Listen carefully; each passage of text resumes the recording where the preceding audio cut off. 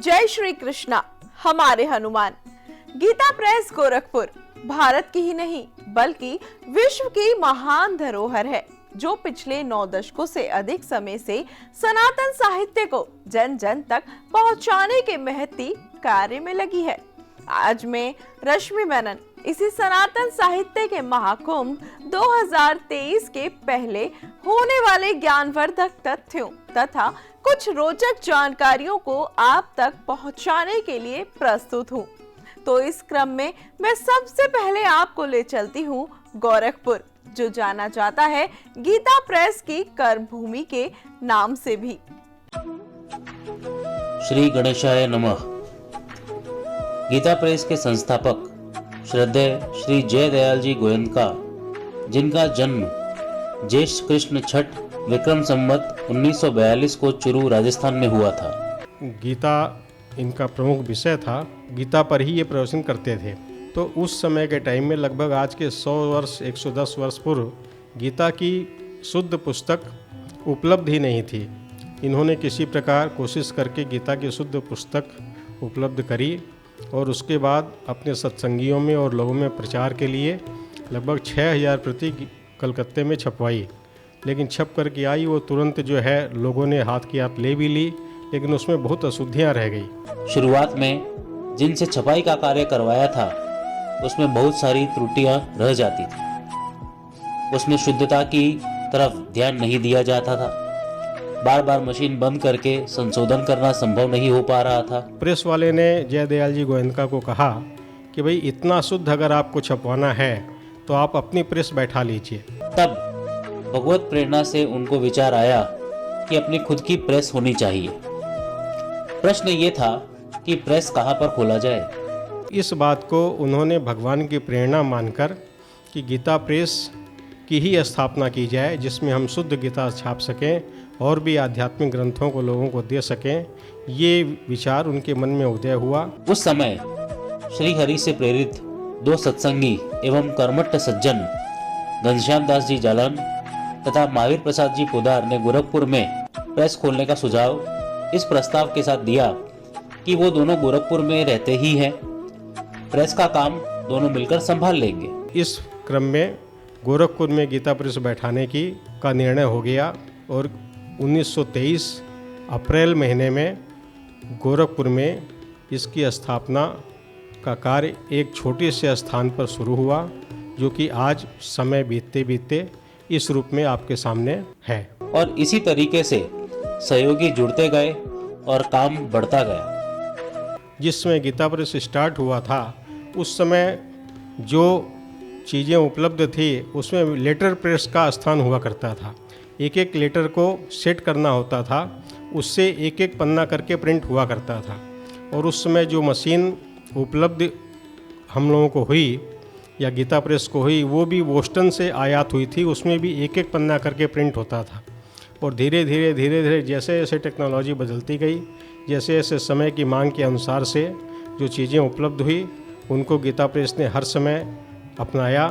और जो latest technology आज हिंदुस्तान में उपलब्ध है या विदेशों से भी आयातित है, उन मशीनों के द्वारा आज हम कार्य कर रहे हैं और आध्यात्मिक जगत की मांग को पूरा कर रहे हैं।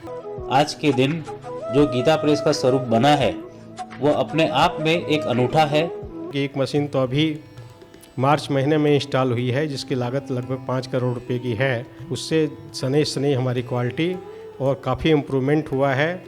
आज के दिन गीता प्रेस के पास समय अनुसार एवं ज़रूरत अनुसार छपाई मशीनें और जिल्दबंदी की मशीनें भगवान की कृपा से पूर्ण रूप से उपलब्ध है। बाइंडिंग के लिए जो मशीन हमने जर्मनी से आयात की, उसका हम आधा सेक्शन ही ले सके, क्योंकि उसके बाद का जो सेक्शन था जिसमें ग्लू जो लगता है वो ग्लू एनिमल ग्लू या एनिमल कंटेंट उसके अंतर्गत हैं, इसलिए हमने उसके आगे का मशीन का हिस्सा नहीं लिया और वो कार्य हम आज भी मैनुअल कर रहे हैं।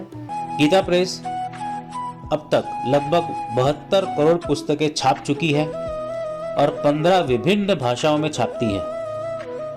गीता प्रेस की खुद की पूरे भारतवर्ष में 21 दुकानें हैं, 48 रेलवे स्टेशनों पर स्टॉल है, और एक नेपाल में भी दुकान है। गीता प्रेस के अलग आयामों में गोविंद भवन कार्यालय कलकत्ता में, जहां पर गीता प्रेस की स्थापना हुई थी। स्वर्गाश्रम ऋषिकेश में 7 गीता भवन है।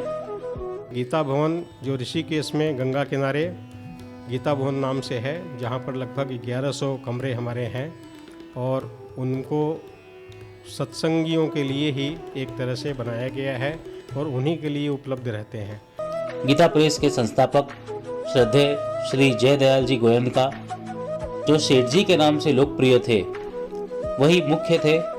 उनके साथ सहयोगी में श्री श्रद्धेय श्री हनुमान प्रसाद जी पोद्दार, जिनको भाई जी के नाम से भी जानते थे, और परम श्रद्धेय श्री रामसूरदास जी महाराज, जिनको हम स्वामी जी के नाम से भी जानते हैं।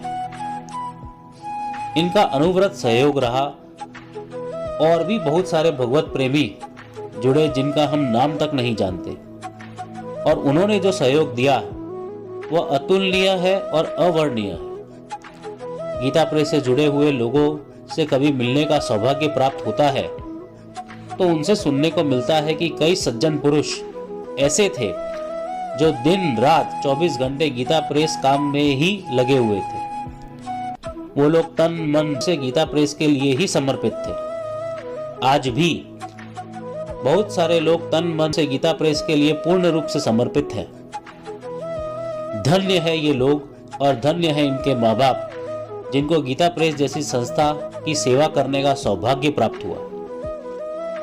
जैसा कि हम सभी जानते हैं कि गीता प्रेस भगवान की है और गीता प्रेस का काम भगवान का काम है, इसीलिए दिनों दिन पल्लवित और पुष्पित हो रहा है।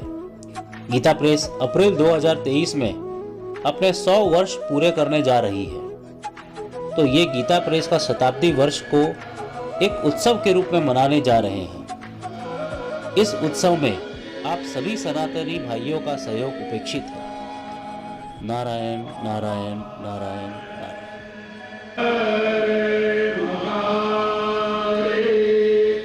गीता प्रेस के 100 वर्ष 2023 में पूरे हो रहे हैं, लेकिन इसके संबंध रंगारंग और ज्ञानवर्धक कार्यक्रम की शुरुआत 24 जुलाई 2021 में हो चुकी है। और इसी कड़ी में आज सुनते हैं श्रद्धेय श्री पंडित विजय शंकर जी मेहता जी की अमृतमयी वाणी में उनके आशीर्वचन। ओम शांति। पवन तनय तुम एक आधारा, कथा कहो मैं मति अनुसार।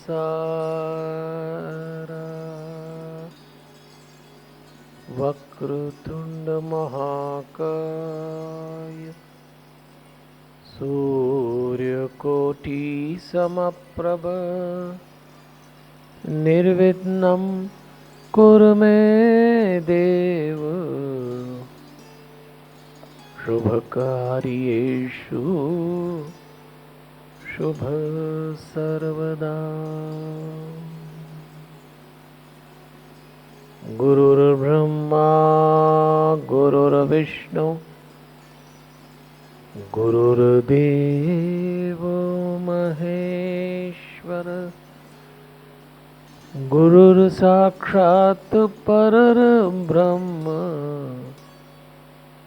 तस्मै श्री गुरवे नमः।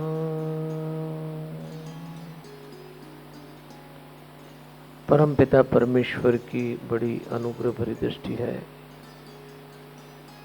और भगवान की असीम अनुकंपा है कि आज हम सब लोग पुनः सनातन साहित्य के इस अनुष्ठान में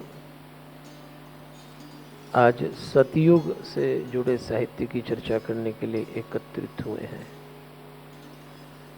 मैं बोल रहा हूँ श्री हनुमान चालीसा के विश्व के पहले ध्यान केंद्र शांतम से। और गीता प्रेस गोरखपुर गीता प्रेस का जो अतुलनीय अनुष्ठान है,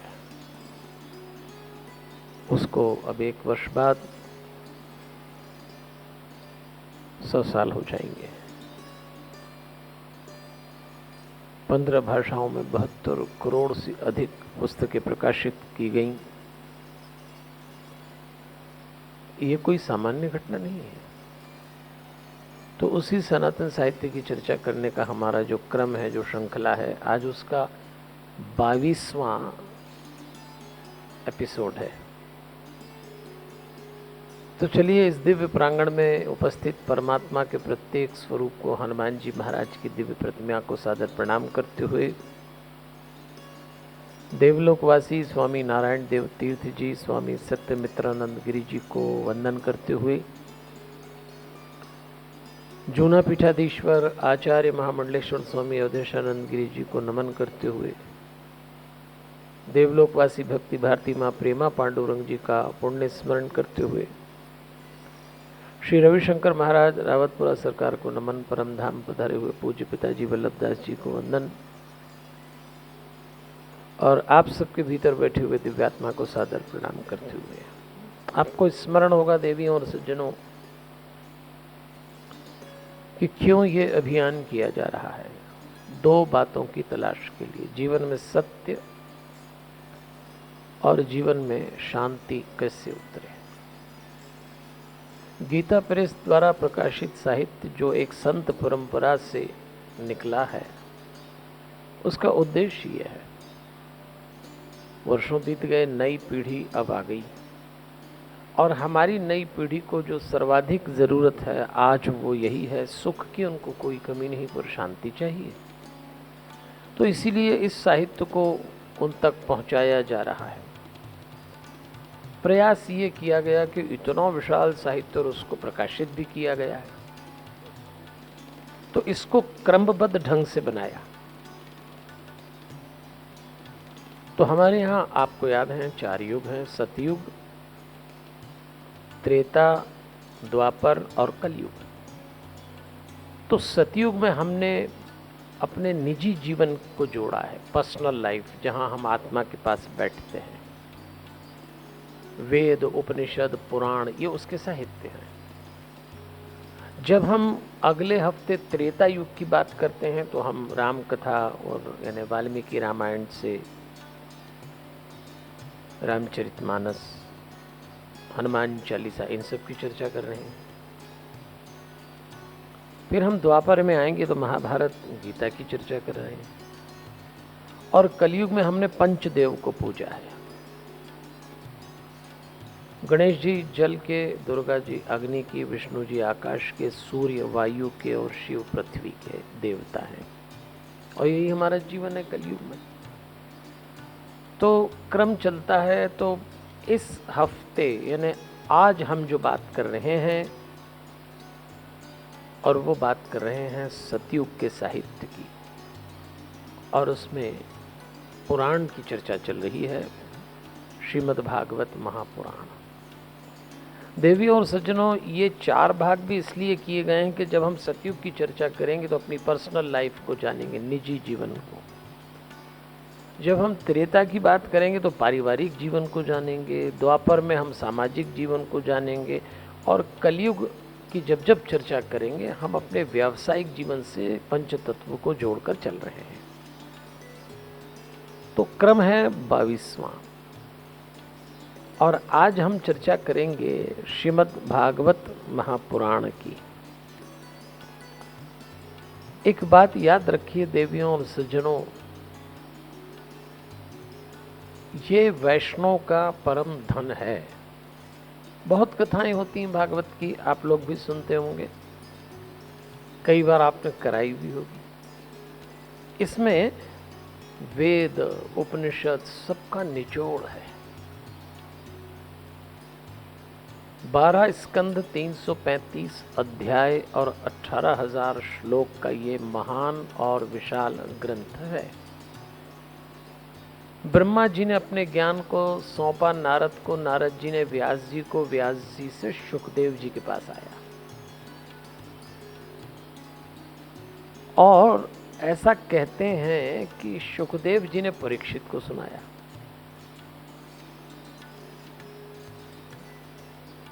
इसमें सब कुछ आ जाता है। इसमें ऐसे मंत्र हैं कि परमात्मा स्वयं उतरे हैं और उन्होंने कहा है तू जान ले मैं कौन हूं, तू कौन है। ये ग्रंथ हमारे मनभेद और मतभेद दोनों मिटाता है। और ऐसी परंपरा है कि इस ग्रंथ की जब चर्चा की जाती है तो पहले उसके महात्म्य की चर्चा की जाती है। इस ग्रंथ को अगर आप ध्यान से देखें तो जो हमारे 4 प्रमुख ग्रंथ हैं उनका सार है इसमें। रामायण जीना सिखाती है, महाभारत रहना सिखाती, गीता करना सिखाती, भागवत मरना सिखाती, आर्ट ऑफ डाइंग। फिर जो हमारे 4 तरह के जीवन भी होते हैं ना, professional life, social life, family life, personal life, वो सब भी इसमें दिखने वाले हैं आपको। और हमारे खास तौर पे दाम्पत्य जीवन के जो सूत्र हैं, संयम, संतुष्टि, संतान, संवेदनशीलता, संकल्प, सक्षम होना, समर्पण, ये सब भी इस ग्रंथ में हैं। तो परंपरा तो ये है कि महात्म्य की चर्चा की जाती। तो हम जरा महात्म्य को समझें। महात्मा, ये ग्रंथ क्यों महान है और यही ग्रंथ क्या। जब कभी ये बात उठती है कि गीता प्रेस गोरखपुर ने छापा क्या है, महात्मा, भारतीय संस्कृति का महात्मा, मनुष्य के जीवन की श्रेष्ठ स्थितियों को कैसे प्राप्त किया जाता है, उसके लिए जो विचार चाहिए वो विचार इन पुस्तकों के पृष्ठों से मिलते हैं। अगर आप शांति की तलाश में हैं तो ये पुस्तकें राजपथ बन जाती हैं आपके लिए। तो आपको याद होगा कि हम पिछले दिनों लगातार चर्चा कर रहे हैं। तो आज हम भागवत की, हमारा क्रम आज का भागवत का है। साल पूरा होने आ रहा है तो चलिए कुछ नया ढूंढते हैं। तो आपको ध्यान हो कि पिछली बार जब भागवत की चर्चा चल रही थी तो मैंने आपसे कहा था कि इस ग्रंथ का लेखन गणेश जी ने किया और आज यहीं से आरंभ करते हैं। इस ग्रंथ को सुनने के लिए कोई बहुत नियम नहीं है। जब व्यास जी ने इसकी रचना की और अपने मस्तक में रखा तो व्यास जी को चिंता हुई कि मेरे बच्चे, मेरे भक्त लोग, भविष्य में नई पीढ़ी इस भागवत रूपी ग्रंथ को पढ़ना चाहे, सुनना चाहे तो इसका डॉक्यूमेंटेशन कराना जरूरी है। तो कौन लिखेगा इसको? तो व्यास जी को सलाह दी गई कि इसका लेखन आप गणेश जी से करवाइए। तो गणेश जी आ गए, आह्वान किया उन्होंने और गणेश जी ने कहा कहिए व्यास जी, क्या सेवा कर सकता हूं मैं आपकी। तो व्यास जी ने कहा कि मैंने जिस साहित्य को रचा है, भविष्य में आने वाली पीढ़ी इसको पढ़ सके, तो आप इसका लेखन कर दें। तो गणेश जी भी गणेश जी थे। गणेश जी ने कह दिया लिख तो दूंगा, लेकिन व्यास जी मेरी एक शर्त है, और शर्त ये है कि जब आप बोल रहे हो और मैं लिख रहा हूं तो उस समय आपको रुकना नहीं, अनवरत हो। यदि आप जरा भी रुके तो मैं चल दूंगा। तो व्यास जी भी व्यास जी थे। उन्होंने कहा ठीक है, तो एक शर्त हमारी कि आप भी किसी भी शब्द, किसी भी मंत्र का अर्थ बिना समझे मत लिखिएगा। गणेश जी ने कहा ठीक है। और व्यास जी प्रत्येक 100 श्लोक के बाद कोई एक ऐसा श्लोक रचते जो गूढ़ होता, रहस्यमयी होता, कूट श्लोक जिसको कहते हैं। और गणेश जी जब तक उसका अर्थ सोचते तब तक अगली रचना कर लेते व्यास जी। तो देखिए देवियों और सज्जनों, क्या तो लिखाने वाला और क्या लिखने वाला, और यहाँ से तैयार हुआ हमारा ये ग्रंथ। अब इस पर भी विचार करें कि भागवत का लेखन गणेश जी ने किया है, तो गणेश जी हैं कौन? बुद्धि की देवी तो सरस्वती हैं, गणेश जी विवेक के देवता हैं। ये ग्रंथ विवेक से सुना जाए, डिस्क्रिशन के साथ इस ग्रंथ के सिद्धांत को जीवन में उतारा जाए। ये ग्रंथ जीवन में गणेश जी की तरह शुभ लेकर आता है, इसलिए ये ग्रंथ महान है कि इसके लेखक गणेश जी हो गए। अब इसी महात्म में अगली भी चर्चा आती है, और वो चर्चा इस प्रकार है कि व्यास जी को अपने पुत्र सुखदेव के जन्म पे मोह हो गया, तो सुखदेव ने व्यास जी से कहा कि आप मेरे मोह में क्यों पड़े हैं, आप आत्मज्ञान प्राप्त करिए। अब देखिए, संतान ने पिता को मार्ग दिखाया। संतान यदि योग्य है तो माता पिता को भी उसकी बात सुनना चाहिए। ये बिल्कुल सही है कि हम उम्र में बड़े होंगे, पर जो बच्चे अब टेक ओवर कर रहे हैं हमारी फैमिली लाइफ को, सोशल लाइफ को और हमारी नेशनल लाइफ को, वो बड़े इंटेलिजेंट, टैलेंटेड हैं, और ये नई पीढ़ी हमसे अधिक वेल इन्फॉर्म्ड भी है। तो यदि वो कोई बात बोले तो हमें ध्यान से सुनना चाहिए। अब महात्म्य में एक और कथा आती है, भागवत की बात कर रहे हैं हम। कथा कुछ इस प्रकार आती है कि परीक्षित जी को शाप लगा। कैसे लगा, क्यों लगा, इसकी चर्चा आगे करेंगे। अभी तो हम उस प्रसंग को याद करते हैं, क्योंकि महात्म ये ग्रंथ क्यों महान है, तो वो कथाएं आ रही हैं।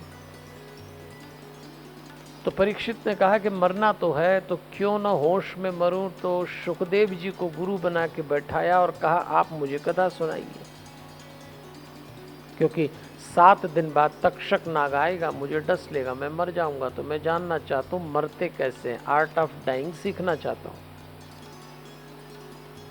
सुखदेव जी ने कहा ठीक है। दोनों बैठ गए, और भी लोग आ गए, और सुखदेव जी ने कथा बोलना आरंभ की।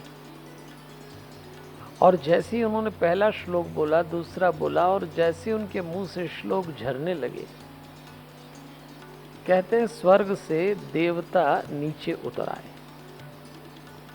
और देवताओं ने कहा कि इतने शुभ मंत्र, इतने प्रभावशाली मंत्र पृथ्वी की संपत्ति तो नहीं हो सकती। तो उन्होंने सुखदेव जी से कहा कि आप ये मंत्र हमें दे दो, हम स्वर्ग ले जाएंगे, ये स्वर्ग की संपत्ति है। सुखदेव जी ने कहा कि भाई आप मंत्र ले जाएं ये तो ठीक है, लेकिन मैं तो सिर्फ कथावाचक हूं, यजमान तो परीक्षित है, कथा तो वो करवा रहे हैं, संपत्ति उनकी है ये, तो आप उनसे पूछ लीजिए, वो देते हो तो हम ले जाए, आप ले जाइए, हमको क्या दिक्कत है। और ऐसा ही हुआ। देवताओं ने परीक्षित से कहा कि ये ऐसे शुभ मंत्र हमें दे दीजिए। तो और देवताओं ने प्रस्ताव भी रखा कि परीक्षित जी आप ये कथा इसलिए सुन रहे हैं कि तक्षक नाग 7 दिन बाद आकर आपको डसेगा, आपकी मृत्यु हो जाएगी। तो हमारे पास अमृत है, हम आपको अमृत देते हैं, आप अमृत पी लीजिए तो मरेंगे नहीं। ये बात जब देवताओं ने बोली तो जो उत्तर दिया है परीक्षित ने, वो उत्तर बड़ा गजब का था। परीक्षित ने कहा ये बिल्कुल सही है कि आप देवताओं के पास अमृत है, आप मरते नहीं हैं, लेकिन मैं ये भी जानता हूं कि आपके पास अमृत होने के बाद आप डरते जरूर हैं, मरते नहीं। रावण आ जाए आप भागकर गुफाओं में छुप जाते हैं, कंस आ जाए, हिरण्यकश्यपु आ जाए, आप जंगल में भाग जाते हैं। मैं कथा इसलिए सुन रहा हूं, मैं मरने से नहीं डरता, मैं निर्भय होना चाहता हूं। जिस दिन मृत्यु मेरे सामने आए, मैं निर्भयता से होश में उसका स्वागत कर सकूं। अमृत लो और डरो तो मतलब क्या निकला? देवताओं ने जब ये उत्तर सुना परीक्षित के मुंह से, तो इस उत्तर को सुन के हमारे व्यास जी महाराज के बेटे सुखदेव जी एकदम प्रसन्न हो गए। ब्रह्म रातो विचार ये वयम तदा देवान जनहासः, ऐसा लिखा है। देवताओं की बात सुन के हंसे। और यहां एक बात सोचने वाली है, श्रीमद् भागवत महापुराण के वक्ता सुखदेव जी, कथा अभी आरंभ ही हुई है, अभी तो महात्म्य चल रहा है, और एकदम हंसे। और क्या बोलते हैं वो हंसकर, क्यों मुस्कुराए? 16 साल से युवक से सुंदर नौजवान सुखदेव जी मुस्कुराए और उन्होंने कहा कि जब कभी जीवन में कथा सुनो मुस्कुराते हुए सुनना। इसीलिए तो हमारे कृष्ण जी का नारा है, हनुमान जी का नारा है, सुबह हो कि शाम हो, अपनों से मिले कि गैरों से मिले, घर में हो कि बाहर, जरा मुस्कुराइए, जरा मुस्कुराइए। आप लोगों से भी कह रहा हूं, आप लोग जब मुझसे सनातन साहित्य की चर्चा सुने तो सीरियस हो के बिल्कुल मत सुनिए। वक्ता मुस्कुरा रहा है, श्रोता ने साफ कहा कि मुझे अमृत नहीं चाहिए, मैं निर्भय होना चाहता हूं। देखो देवियों और सज्जनों, हमारे भीतर हमको डराता कौन है? एक है शरीर, दूसरी आत्मा। इन दोनों के बीच में मन, और मन का काम है डराना। आत्मा सदैव अच्छे संदेश देती है, इसीलिए कभी कभी हम कहते हैं अंतरात्मा की आवाज सुनिए। वो तब सुनेंगे जब आप शरीर से मन को क्रॉस करके आत्मा पे जाएंगे। और ये जो सत्संग हम कर रहे हैं, ये जो साहित्य आप पढ़ेंगे, ये साहित्य इसी यात्रा की ओर ले जाती है। ये सारा साहित्य आपको अपने भीतर की यात्रा पे ले जाता है। और जब आप अपनी आत्मा स्पर्श करते हैं, तब बाहर की दुनिया में जो भौतिक उपलब्धि आपको होगी, वो सफलता तो लाएगी पर अशांति नहीं लाएगी। समझिए, आप इस साहित्य से जुड़ के आत्मा तक जाने की बात करने का मतलब ये नहीं है कि कोई आपको धार्मिक बना के आपको चीजों से काटा जा रहा है। संसार से कटना नहीं है, संसार में सफलता प्राप्त करने के अर्थ बदल जाएंगे। और एक बार आत्मा तक पहुंच गए तो बहुत सारी चीजें आपको दिखाई देने लगेगी, सुनाई देने लगेगी। एक बहुत सुंदर सी कथा है, मुझे बहुत अच्छी लगती है, आपको भी अच्छी लगेगी। एक जंगल में एक बूढ़ी माई अपनी 16 साल की बेटी के साथ जा रही थी। बेटी जवान, मां बूढ़ी। जंगल का मामला था, थोड़ा दोनों डर भी रही थी। उसी समय एक घुड़सवार वहां से निकला। घुड़सवार ने देखा बूढ़ी माई और वो युवा लड़की चली जा रही, तो बूढ़ी माई ने विचार किया कि मैं तो जैसे तैसे चल लूंगी, पर ये लड़की और आगे जंगल का भरोसा नहीं।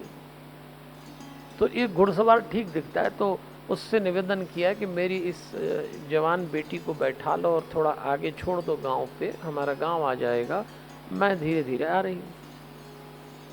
उस घुड़सवार ने कहा कौन झंझट मोल ले। उसने कहा क्षमा करो माई, तुम अपना जैसा चल रहे हो वैसे चलते रहो, मैं ये मदद नहीं कर सकता। और घुड़सवार चल दिया। थोड़ी दूर गया होगा और घुड़सवार को ध्यान आया कि मैं भी अजीब मूर्ख हूँ, एक युवा स्त्री मुझे मिल रही जंगल में। उसका काम जाग गया, उसके दुर्गुण थपेड़े मारने लगे और उसने कहा बुढ़िया क्या कर लेगी, बैठा लाता यहाँ, भोग विलास हो जाता। और बुढ़िया भी मूर्ख है, जंगल में मुझे दे रही लड़की। तो उसने सोचा चलो पलट के चलते हैं, गलती हो गई। अब वो पलटा। इधर क्या हुआ कि जब वो घुड़सवार ने मना कर दिया तो बूढ़ी और बेटी ने एक दूसरे को देखा और चलते चलते बूढ़ी को भी लगा। और तब तक घुड़सवार आ गया और उसने कहा माई, तू कहती थी ना कि मैं तेरी बेटी को बैठा लूँ, आगे छोड़ दूँ, तू पीछे धीरे धीरे आ जाएगी। तो चलो फिर बाद में आके मेरा मन आया कि मैंने ये अच्छा नहीं किया, मुझे मदद करना चाहिए आपकी, तो बोल दो बेटी बैठ जाएगी घोड़े पे मेरे साथ, मैं ले जाता हूँ। तो बुढ़िया ने कहा धन्यवाद भैया, धन्यवाद, अब मुझे अपनी बेटी आपके साथ नहीं भेजना, हम दोनों धीरे धीरे चले जाएंगे, धन्यवाद, आप जाइए। तो घुड़सवार ने कहा कि अब क्या हुआ, थोड़ी देर पहले तो तू इस बेटी को मेरे साथ भेजने को तैयार थी, मैं आगे गया, मेरा विचार बदला तो मैं लौट के आ गया, तो तुझे अब किसने ये समझा दिया कि अब इसको मेरे साथ नहीं भेजना? ये विचार तेरे भीतर कहां से आया? तो बूढ़ी ने कहा उसी ने दिया जिसने तुझे ये विचार दिया कि चलो पलट के चले, जिसने तुझे ये कहा होगा कि क्यों चले तू जानता है, उसी ने मुझसे कहा ऐसी मूर्खता मत करना, ये होती है अंतर आत्मा की आवाज। आत्मा का अगला कदम परमात्मा होता है। ये जो कथा भागवत की सुन लें, रामायण की सुन लें, गीता, महाभारत, अन्य जितने ग्रंथ हैं, और ख़ास तौर पे गीता प्रेस ने जो उसकी प्रस्तुति की है, उसका उद्देश्य यही है कि आप अपने शरीर से आगे बढ़ के मन को क्रॉस करके आत्मा तक जाएं, तो वहाँ बहुत कुछ दिखता है, बहुत कुछ मिलता है। तो देवियों और सज्जनों, हमारी बात ये चल रही है कि कैसे परीक्षित को देवताओं ने प्रस्ताव दिया और परीक्षित ने कहा मैं निर्भय होना चाहता हूं। भक्त को कभी भयभीत नहीं होना चाहिए। इस समय हमारी जिंदगी में जो दौर चल रहा है, लोग जाने अनजाने एक डर से गुजर रहे हैं, और इस महामारी ने, इस बीमारी ने तो लोगों को भय क्या होता है बता दिया। ये माना जा रहा है कि धीरे धीरे ये बीमारी खत्म हो गई, होगी भी, लेकिन याद रखिए, डरिए मत, निर्भय होके चलिए, भगवान हमारे साथ है। बेचैन होने के तो कई रास्ते हैं, लेकिन समझदार होने के लिए आपको इन ग्रंथों से गुजरना पड़ेगा, और ये ग्रंथ आपको आत्मा पे ले जाएंगे, और आत्मा से जब जीना आरंभ करते तो हमको कई चीज दिखने लगती, फिर आपको कोई ठग भी नहीं सकता। देखिए ना, वो घुड़सवार लौट के आया। शिवनाथ बिस्मिल ने लिखा है कि झूठ सोने सा लग तो सकता है, झूठ सोने में ढल नहीं सकता। जो लोग आत्मा पे जीते हैं वो इतने सच्चे हो जाते हैं कि झूठ को परखना उनको स्वतः आ जाता है।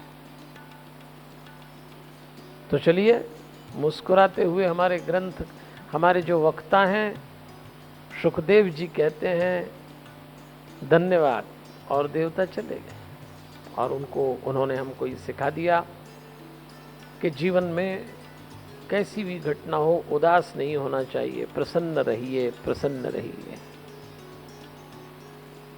तो खुश रहें, खुश रखें, ये नारा है। देखो भाई, एक बात बहुत अच्छे से समझ ले, आप खुश रहेंगे आप आगे बढ़ सकेंगे। दूसरे आपकी क्या मदद करेंगे बताइए? कौन आपके आंसू पहुंचेगा? सभी के दामन भीगे हैं। तो ये तय जान कर कूदना उसूलों की लड़ाई में। आज एक फाइट है हम सबके सामने, तो आपको क्या लगता है कोई दूसरे बहुत मदद कर देंगे? आपको समर्थ होना है। ये कथा आपको सुनाई इसीलिए जा रही है। यह तय जानकर कूदना उसूलों की लड़ाई में कि रातें कुछ नहीं बोलेंगे चिरागों की सफाई में, कि रातें कुछ नहीं बोलेंगी चिरागों की सफाई में। कोई मदद नहीं करेगा, आपका संघर्ष आपको करना है। तो चलिए, धीरे धीरे कथा आगे बढ़ती जा रही है। अब एक घटना घटती है। अभी तो भागवत का ग्रंथ का गठन क्यों हुआ, ये कथा है क्या, इसका महात्म चल रहा है, और बड़ी अनूठी बात है। हर प्रसंग आपको देह से आत्मा की ओर ले जा रहा है।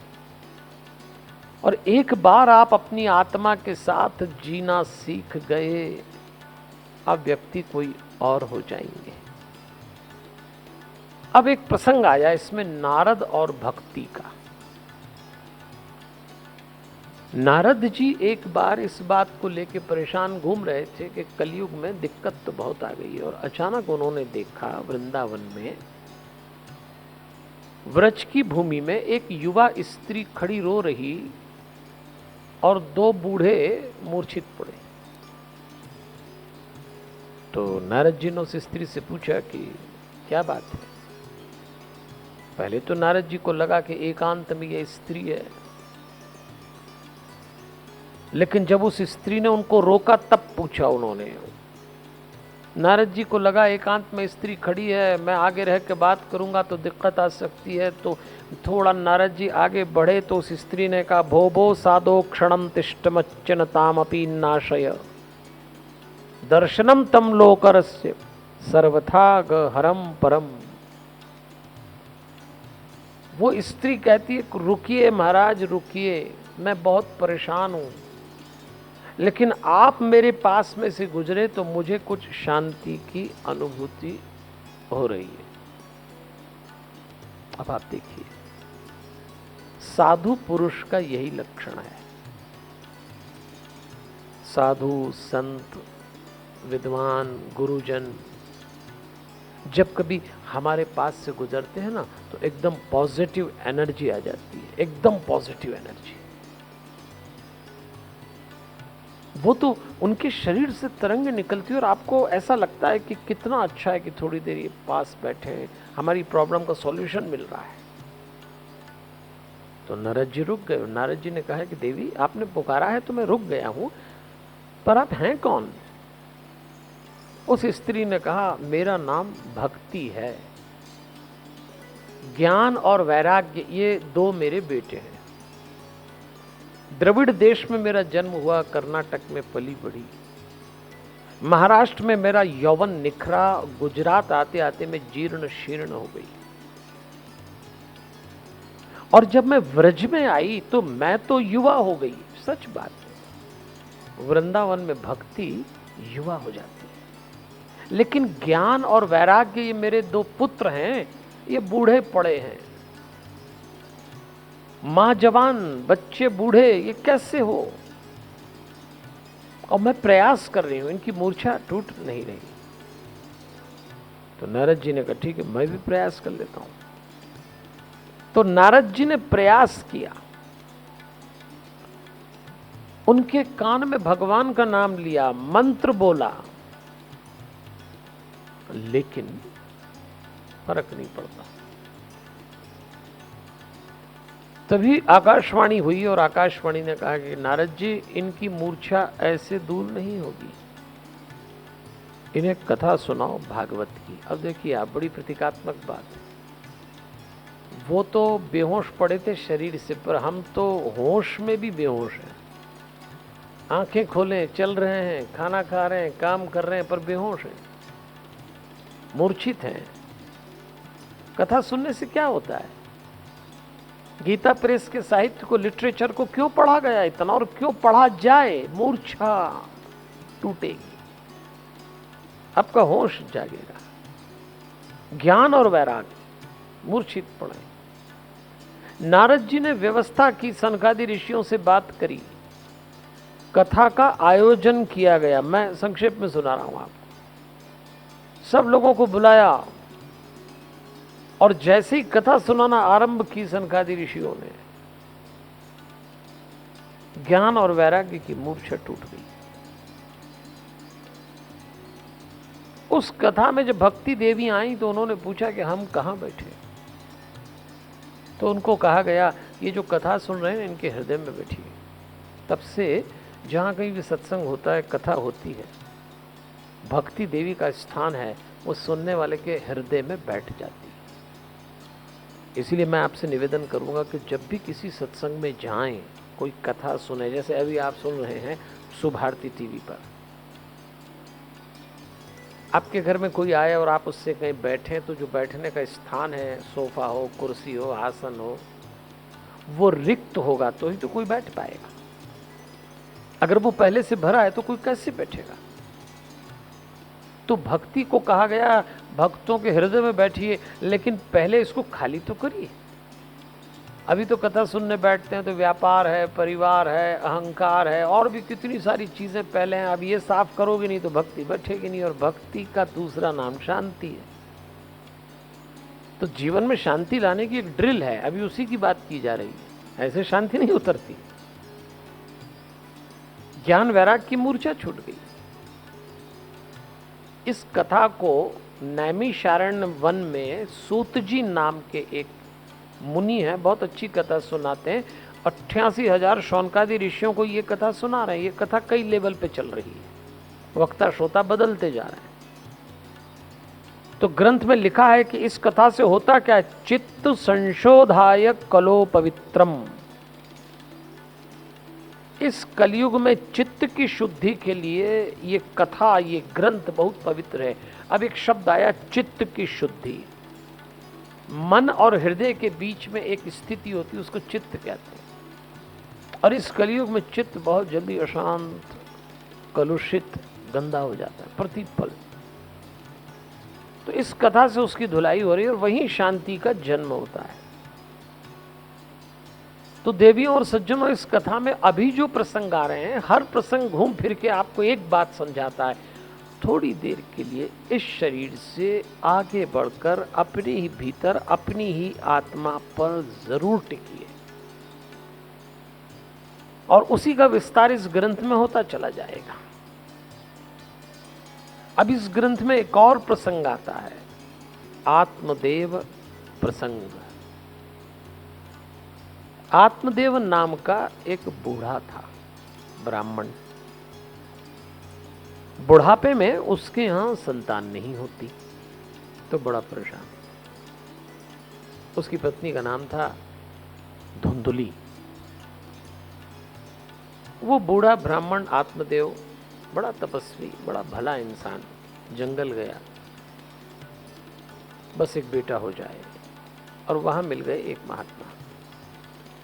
आत्मदेव ने महात्मा से कहा, महाराज बुढ़ापे में संतान नहीं होती, और मैंने सुना है कि साधु संतों की कृपा हो जाए तो गोद भर जाती है। कुछ ऐसी कृपा करिए कि मेरे यहाँ बुढ़ापे में संतान हो जाए। तो महात्मा जी ने कहा, आत्मदेव जी, मैं आपके माथे की लकीर पढ़ रहा हूँ, मैं आपका भविष्य देख पा रहा हूँ, और उसमें आपको संतान सुख नहीं है। अब जरा ध्यान दीजिए शब्द, संतान होना और संतान सुख होना, ये दो अलग अलग बातें हैं। संतान हो जाए तो जरूरी नहीं कि वो संतान सुख दे देगी। कभी कभी तो लोगों की संतानें इतना दुख देती है कि लोग कहते हैं इससे तो ना हुई होती तो अच्छा है। तो महात्मा ने समझाया, आत्मदेव जी, आप कहते हैं आपको पुत्र हो जाए, संतान हो जाए, पर मैं देख रहा हूं कि संतान सुख नहीं है, पर नशा चढ़ा था संतान का। तो उन्होंने कहा, आप तो कुछ भी करिए, मेरे यहां बस बेटा हो जाए। महात्मा जी ने अति आग्रह देखा ब्राह्मण का, तो एक फल दे दिया कि जाओ ये फल अपनी पत्नी को खिला देना। आत्मदेव फल लेकर आ गए। पत्नी का नाम था धुंधुली। उन्होंने धुंधुली को दिया कि ये लो, इस फल को खा लो, तुम गर्भवती हो जाओगी, हमारे घर संतान आ जाएगी। धुंधुली जो थी वो बड़ी निगेटिव स्वभाव की थी, हमेशा उल्टा उल्टा सोचती। कुछ लोगों का स्वभाव बन जाता है हमेशा गलत सोचना, उल्टा सोचना बन जाता है। कोई भी अच्छा काम हो उसमें से उसमें उल्टा देखेंगे, बन जाता है स्वभाव लोग। इसका भी था। तो इसने विचार किया कि यदि मैंने फल खाया और मैं गर्भवती हो गई तो मेरा पेट बड़ा हो जाएगा, जो व्यापार धंधा मैं करती हूँ वो मैं कर नहीं पाऊंगी, डाकू आएंगे तो भाग नहीं पाऊंगी। सुखदेव अपनी माँ के गर्भ में अधिक समय रुके, कहीं ये रुक गया तो, और यदि पांचवी बात उसने सोची गर्भ टेढ़ा हो गया तो मर जाऊंगी, और छठी बात बड़ी गजब की सोची, उसने सोचा मेरी ननंद आएगी। कई घरों में ऐसा होता है कि भाभी यदि प्रसूता हो, गर्भवती हो, प्रेग्नेंट हो, तो उसके पति की बहन आ जाती है जिसको ननंद कहते हैं सेवा में, कि चलो भाई भाभी की हेल्प कर देंगे, तो उसको लगा कि मेरी ननंद आएगी। अच्छा, भागवत तो घर गृहस्थी का ग्रंथ है, रिश्तों पे बड़े अच्छे ढंग से प्रकाश भी डालता है। तो सोचती क्या है, मेरी ननंद आएगी, तो सोचती है मंदायाम मई सर्वस्वम न नांदा सहरेत्रदा। इस श्लोक का अर्थ वो सोचती है कि यदि ननंद रानी आई तो मेरा सारा सामान बटोर के ले जाएगी। मंदायाम मई सर्वस्व न नांदा, एक शब्द आया है, ननंद के लिए लिखा है। ननंद शब्द का अर्थ आप जानते हैं, न नांदा। जो भाभी के आनंद को न कर दे उसको ननंद कहते हैं। आप लोगों की बात नहीं कर रहे। अच्छा, ये भी कमाल होता है, हर भाभी कभी न कभी ननंद है, हर ननंद कभी न कभी भाभी है, पर दोनों एक दूसरे से टेंशन में रहते हैं। इसमें लिखा, मैं नहीं कह रहा। विचार करने लगी कि यदि मैंने ये फल खाया तो बहुत झंझट होने वाली अपने घर में, अब क्या करूंगी। तो उसकी एक बहन थी, उसने प्रस्ताव रखा, धुंधुली की बहन ने, कि देख मेरे पास पैसे भी हैं। हरिओम। धुंधली ने अपनी बहन से कहा कि देख मेरे पास पैसे हैं और तू गर्भवती है और तुझे धन की जरूरत है।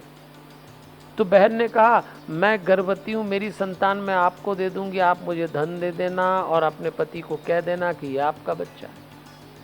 अब देखिए, अपने ही घर के लोगों से धोखा दिया जा रहा है, संतान के मामले में सौदा किया जा रहा है। ये दो काम कभी ना करिए। संतान सुख के लिए आती है, लोग उसी सुख को सौदा बना लेते हैं, बच्चों का सौदा करते हैं लोग, बच्चों को स्वार्थ से पालते हैं, जबकि वो तो भगवान का प्रसाद है जो आया है, आपका कर्तव्य उसमें कौन सा सौदा करना। और ऐसा हुआ, पति को कह दिया कि मैं गर्भवती, मेरी संतान, और फल फेंक दिया बाहर, तो एक गाय खा गई और गाय को पुरुष आकृति की एक संतान हो गई, उसका नाम गौकर्ण रखा। और ये जो बच्चा पैदा हुआ ये धीरे धीरे बड़ा, इसका नाम रख दिया धुंधुकारी। एक नंबर का आवारा, बदचलन, माँ को मारता, बाप के साथ बदसलूकी करता, माँ को इतना अत्याचार करता, कुएं में गिर के मर गई, बाप जंगल चला गया, अपने घर में 5 वैश्याओं को ले आया, वैश्याओं को लगा ये हमें ले तो आया है, हमारे कारण चोरी करता है, किसी दिन पकड़ाया तो हम बदनाम हो जाएंगी, हम भी मारी जाएंगी। तो वैश्याओं ने उसको मार डाला। उत्तर कर्म नहीं किया तो पिशाच बन गया, और देखते ही देखते एक गृहस्थी उजड़ गई। देखिए, अपने घर के खासतौर पे माता पिता बड़े बूढ़ों का मान करिए। समझते थे बोझ जिन बुजुर्गों को, उन्हीं को आज घराना तलाश करता है। मैं अनेक घरों में जाता हूं देवियों और सज्जनों, उन घरों में जो अशांति, उसका एक बड़ा कारण है उन्होंने अपने बड़े बूढ़ों का मान नहीं किया, पितरों का सम्मान नहीं किया। ये कथा जो आप सुन रहे हैं, जिसको भागवत महापुराण कहते हैं, हम तो बहुत कथा करते हैं, ये 7 दिन तक भागवत सुनाते हैं लोगों को।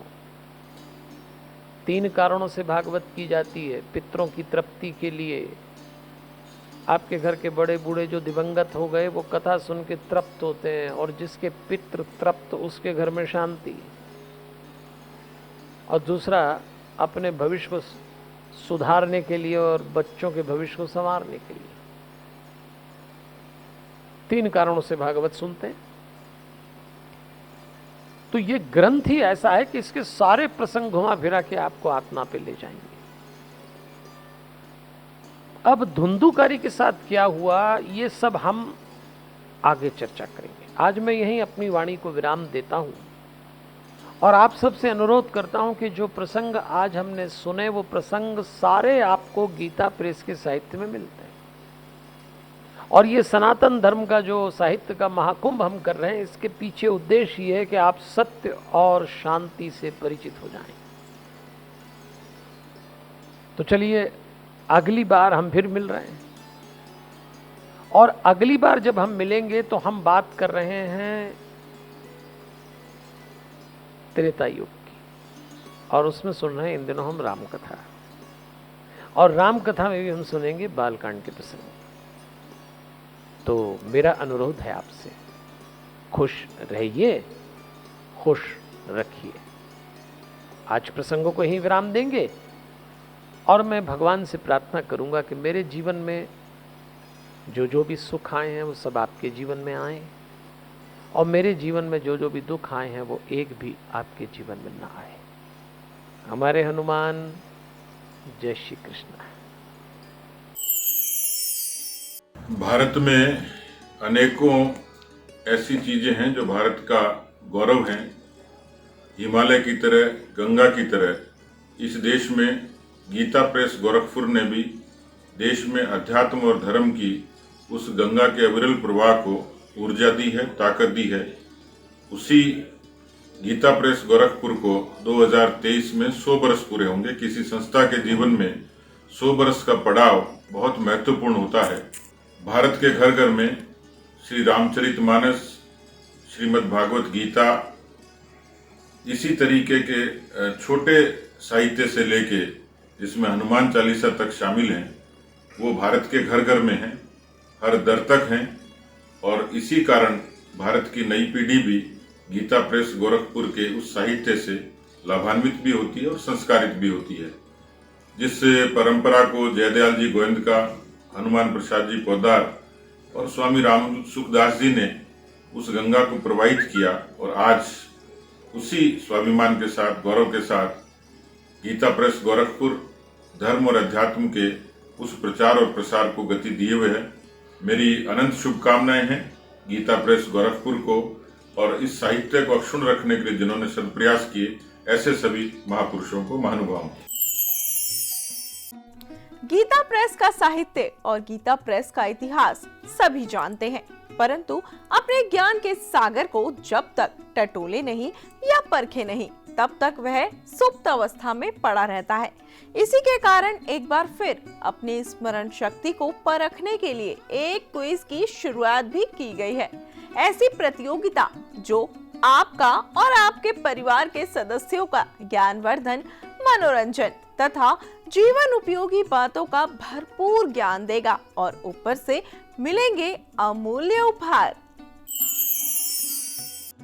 इसमें आपसे गीता प्रेस तथा उससे संबंधित प्रकाशनों के बारे में हर शनिवार को इस कार्यक्रम में एक प्रश्न पूछा जाएगा और आपको उसका उचित तथा अनुकूल उत्तर देना है। गीता प्रेस के ज्ञानरथ ऐप में एक बहुत ही निष्पक्ष एवं वैज्ञानिक तरीके से लाखों सही उत्तर देने वालों में से प्रथम 3 विजेता चुने जाएंगे। इन 3 विजेताओं को अनमोल उपहार दिए जाएंगे जो आपका न केवल ज्ञानवर्धन करेगा बल्कि आपको और आपके परिवार को प्रेरित करेगा सत्य, धर्म और संस्कारों की राह पर चलने की। पिछले सप्ताह का प्रश्न था, जिज्ञासा आपकी, खोज सत्य की। पिछले सप्ताह का प्रश्न, बाली के पुत्र का नाम क्या था? नल, अंगद, हनुमान या नील? लाखों लोगों ने ज्ञानरथ ऐप पर अपना उत्तर भेजा। सही जवाब है अंगद। दर्शकों यह बताने में हर्ष हो रहा है कि प्रोग्राम के विश्राम के कुछ ही मिनटों में उत्तर रूपी ज्ञान की वर्षा हो गई और हम उन लाखों साथियों को उनके लगाव तथा प्यार के लिए धन्यवाद देते हैं और बिना किसी समय को गवाए 3 विजेताओं की घोषणा करते हैं। पहले विजेता है श्री प्रकाश चंद्रा। दूसरे विजेता है वर्तिका जी। तीसरे विजेता है श्री लव जी। इन तीनों विजेताओं को हमारी तरफ से ढेर सारी शुभकामनाएं और इस उम्मीद के साथ कि आप अपने आसपास के लोग, मित्र, बंधु बांधव, सगे संबंधी सभी को इस ज्ञानवर्धक कार्यक्रम तथा क्विज के बारे में बताएंगे। अब सुनते हैं पहले विजेता के विचार। मैंने गीता प्रेस गोरखपुर से कुछ किताबों का ऑर्डर किया है, जैसे भगवत गीता, रामायण, हनुमान चालीसा, सुंदरकांड। बच्चों में धार्मिक प्रवृत्ति को बढ़ाने के लिए और हिंदू धर्म के बारे में जानकारी के लिए मैंने इन किताबों का ऑर्डर किया है। मैं गीता प्रेस गोरखपुर का बहुत बहुत धन्यवाद करता हूँ कि वो ऐसी हमारे धर्म के बारे में, हिंदू धर्म के बारे में जो किताबें छाप रहे हैं, उससे हमें बहुत अच्छा लग रहा है। हमारे बच्चों को भी हिंदू धर्म के बारे में जानकारी मिलेगी और वो भी इन किताबों को पढ़ेंगे। हनुमान चालीसा, सुंदरकांड, भगवद गीता, हमारे भगवान और हमारे धर्म के बारे में उनको जानकारी मिलेगी। मैं गीता प्रेस गोरखपुर का बहुत बहुत धन्यवाद अर्पित करता हूँ। हमारे क्विज के प्रथम 3 विजेताओं को गीता प्रेस की पुस्तकों का सेट एकदम फ्री दिया जाएगा। प्रथम विजेता को 51 पुस्तकों का सेट, द्वितीय विजेता को 31 पुस्तकों का सेट, तृतीय विजेता को 11 पुस्तकों का सेट। साथ ही हमारे ऐप ज्ञान रथ के राष्ट्रीय प्रश्नोत्तरी प्रतियोगिता 2021 में भाग लेकर आप फ्री में तीर्थ यात्रा कर सकते हैं।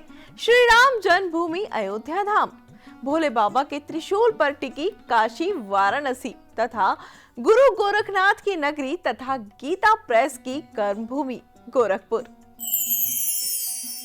समय का चक्र किसके रोके रुका है और अब समय हो चुका है कि हम आपके समक्ष प्रस्तुत करें इस सप्ताह का प्रश्न।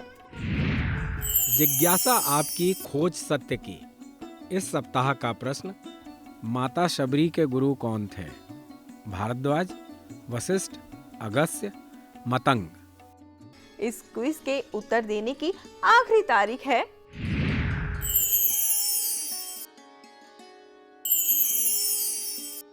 तो आप भी ज्ञान, ध्यान और संस्कारों के बन सकते हैं असली बिग बॉस, जिसको किसी के घर में जाने की जरूरत नहीं है और ना ही उल जलूल हरकत करने की। घर बैठकर या कहीं भी गीता प्रेस के सनातन महाकुंभ के अवसर पर होने वाले कार्यक्रमों को देखते हुए भक्ति के इस महासागर में गोते लगाएं और पाएं ज्ञान रूपी अमूल्य हीरा।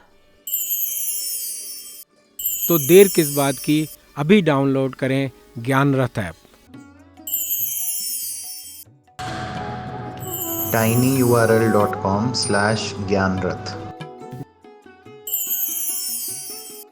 इस क्विज के उत्तर देने की आखिरी तारीख है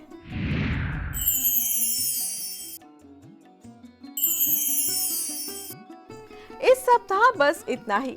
अगले सप्ताह फिर ज्ञान, ध्यान, धर्म की बातें करेंगे और मिलकर सनातन महाकुंभ के सागर में गोते लगाएंगे और शिक्षा, स्वास्थ्य, संस्कार के साथ राष्ट्रवाद के नारे को बुलंद करेंगे।